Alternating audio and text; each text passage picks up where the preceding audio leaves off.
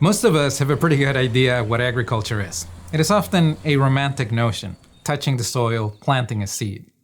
The reason I mention this is because agriculture, like most of our world, is undergoing a digital transformation. And this digital infrastructure is now what we rely upon to be able to carry out our work. Now, the challenge when it comes to security is that there is a cybercrime industry that is emerging that is targeting this infrastructure. 3 years ago, the United States received a wave of attack. Over 1,500 cities were compromised. Now, these weren't the cities that you've heard of, like New York, Boston, LA, San Francisco. They were the equivalent of the small and medium cities that did not have the maturity, did not have the tools to be able to defend. So you can see here these new organizations targeting strategically a target to be able to profit. Most cities were able to recover either by cutting deals with the cyber criminals or by going at it alone, but it was a major disruption, and it was something that cyber criminals profited from. Now, 1 year ago, the highest levels of the United States governments received a similar type of attack. This time it was through an administrative tool that is used in government, the compromises of which we still don't fully understand yet, given the level of penetration that was done. Now, this past summer, we had something similar in the world of commerce. With Kaseya, over 1,500 businesses, major businesses, were compromised. So as we can see, this new digital infrastructure is something that is being targeted. This new digital infrastructure is being targeted by a cybercrime industry. And this is something that we now need to learn how to protect. The word hack in the MIT environment is not a bad word. In fact, we have a museum dedicated to hacks. And for the most part, they're clever little tricks that students have come up with. Now, in most recent years, they have crossed over into the digital domain, and one of the ones that I would share is one of MIT's page being hacked on April Fool's Day to say that MIT had been sold to Disney. Now, there are some other more serious ones, like the creation of the Morris worm that compromised a great deal of infrastructure in the United States. And this also, by the way, has the distinction of being the first cybercrime prosecuted in the world. Now, what the cybercrime industry is something a world apart. These explorations that MIT students have done are really that, an attempt to be able to understand this new domain, to try to see what is possible, to try to explore this digital infrastructure.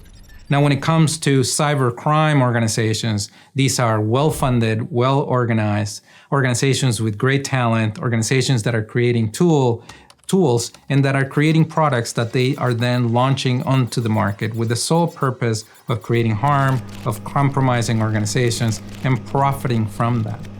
Now, the other misconception you might have is of the unparalleled genius of the hacker. In this case, the scenario that Hollywood presents of the antisocial hacker that has a great deal of talent, that lives in a basement for some reason, likes the dark. It's very different from the reality. As I mentioned, these are actual organizations. People go to work there 9 to 5. People are going to buildings much in the same way everybody else goes to buildings. And they are congregating around certain geographies in the world where the governments allow them to do this. So as you can see, this is a very different type of threat that we're facing. These are organizations versioning, innovating, much like any other around the world. And when it comes to facing them, one of the things to understand is that as time has gone by, the sophistication needed to be able to launch these attacks has been lowered. Nowadays, any one of these office workers that are working in these environments can launch an attack with much the same ease that you can if you were opening up Microsoft Office and were trying to add a table to your document. It is something that is quite approachable and that is an arsenal, really, that it's open, shared, and updated. So as you can imagine, as time has gone by, the cost to defend for us as an organization continues to go up. We have to defend more and more scenarios. And when it comes to the attackers, the cost to attack continues to go down. It is cheaper and cheaper and approaching free. We have to be able to defend hardware, software, services, and people. This is a great deal to get right, and the adversary only has to get it right once. Now, when it comes to our organizations and our posture when it comes to cybersecurity, the data is not that great.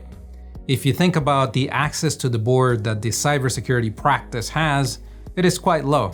They only get regular access to the board about 25% of the time. Now, when they do get to percent, the news is not that great either. The message that they're trying to communicate to the board is one that the board has difficulty understanding. Only about 25% of those presentations are actually effective. And to place some blame on the cybersecurity practice as well, the percentage of those that can quantify in financial terms the presentations that are being made to the board, it's even lower. You're looking at around 7% of that practice. So these are not great numbers. To take some more objective measures, I'll talk about the ability to investigate, to patch, and to protect against spam. Our investigations are simply taking too long. We're not adequately prepared. We had not been able to capture enough data to be able to launch investigations when a breach occurs. When it comes to patching, this has long been a struggle. Even today, you're looking at about 6 months on average to be able to patch something that has existed in the market for quite some time. Again, the average is about 6 months. When it comes to being able to stop spam, those campaigns are still highly effective. About 1 in 10 makes it through. So as you can see there, those are some pretty objective measures that we can use to be able to measure our organizations against. This is certainly something that you can improve on over time. As a famous bank robber once said, the reason we rob banks is because that's where the money is. When it comes to ransomware, something similar is true.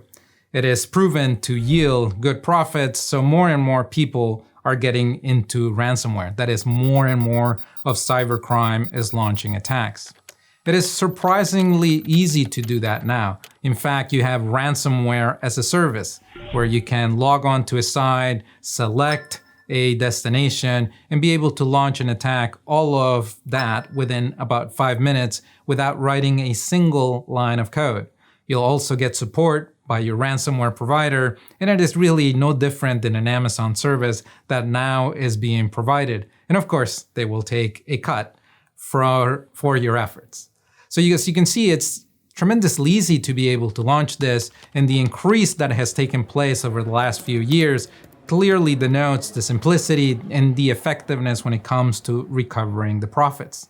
Now, on the positive side, we've seen quite a bit of how organizations react to ransomware, and it is more challenging than you might think. Oftentimes, you'll hear things said such as, if you just have backups, you're good. You don't have to worry about ransomware. Well, I'll share next a little bit of our insight into that comes from the last 3 years of compromises. If you think about backups for your own systems, no doubt you have something. Perhaps you have something at work, something at home, something else on the cloud. Now, when it comes to organizations, all of them have a recovery strategy. But one of the things that we've discovered is that those recovery strategies turn out to be pretty poor. The very first thing that happens when people try to recover, when organizations try to rebuild after being hit with ransomware, is that the bandwidth, the speed of being able to pull that data is simply too slow. I saw a case in where the estimated time would have been 200 years, which means that effectively you do not have backups. Now you could say, hey, let's put everything else that we have on hot storage at high bandwidth. Well, that doesn't work very well either because it is simply too expensive to be able to do that. Now, the other thing that happens as well is that you encrypt your data and then you back it up. A great strategy, double protection, right? However, if your keys are compromised or your keys are part of the systems that were encrypted, then you can no longer recover your data. Now, a third point and a third thing that happens is that the data that is backed up is then corrupted by those that are launching ransomware. We are on a clear arms race, and this is a strategy that is often used, which means that you need to have more than one backup, you need to have variability, and you need to have additional strategies. So as you can see there, simply in being able to rebuild your systems from data that you backed up is already quite challenging. You have to start at a deeper level, understanding how your company operates, which data is the most crucial, which should be in hot storage backup at pretty high bandwidth, and which you can put in cold storage at perhaps a pretty slow speed. So these type of scenarios are ones you do not want to be going through once you get hit with ransomware. These are things that you want to know ahead of time so that you can prepare well. But as you can see, they require quite a bit of your organization and are not as straightforward as they may seem. I'll close by talking about compliance versus defense. If you are making the investments that your industry is making, if you're adding the controls that government recommends or requires from you, I would say that this is compliance. You need to do it. It is important to do. It cuts down on the noise and the type of attacks that you will see. However, you're not preparing for the case in which you are compromised. When it comes to that scenario, that's what we talk about when we say real defense. And in that case, we think about Florida. We think about a place in the United States that often gets hit by hurricanes. And we say that we do not measure the organization for its ability to be able to predict the hurricane. We measure the organization by its ability to rebuild after the hurricane. So in this case, you do not know what you're going to be hit with. How fast can you rebuild really is a measure of your resiliency. There's a lot that can be done in this domain, and the practice is called chaos engineering. So think about this as you think about your strategy. You definitely have to do compliance, but can you really withstand a breach or an attack by rebuilding fast? This is a question you need to be able to answer.